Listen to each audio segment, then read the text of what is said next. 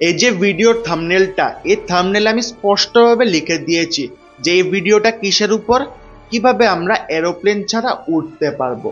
তারপর আপনারা কি ভাবছেন, আমি কি পাগল বা মাটির বান্দর যা আমি আবার রিপিট করব, ইন্ট্রোডাকশন দেব এটার উপর আর ভিডিওটা লম্বা করব যাতে প্রুফ করতে পারে আমি পাগল?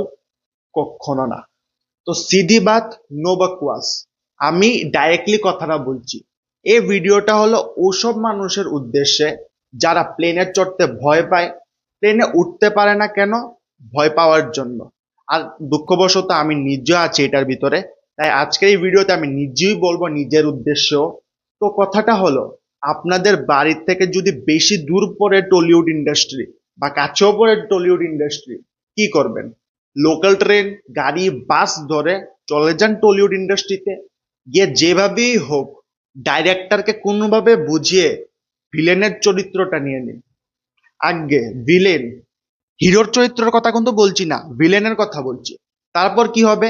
এমন একটা সিন আসবে যেখানে হিরো এমন কয়েকটা পাঞ্চ মারবে, এমন কয়েকটা ঘুষি মারবে, তখন অটোমেটিকলি ভিলেন উঠতে উঠতে উঠতে উঠতে উঠতে উঠতে গিয়ে পড়বে। আগে একটা না একটা সাইডে গিয়ে পড়বে। আর হবে এই সিনটা, একটা মুক্কা মারলেই ভিলেন একদম পড়ে গেছে। তো আলটিমেটলি আমরা এরোপ্লেন ছাড়া যত সেকেন্ডই উপরে আছি, যদি 1 সেকেন্ডও না হয়, দেখা তো ঠিকই 1 মিনিট। অবভিয়াসলি টিভিতে দেখাবে 1-2 মিনিট এটা উঠছেই উঠছে। তো আপনি 1-2 মিনিট তো উঠতে পারছেন না এরোপ্লেন ছাড়া? খুবই সোজা, চলে যান, মজা পাবেন। আমিও রেডি হচ্ছি যাওয়ার জন্য। Best of luck for the take of.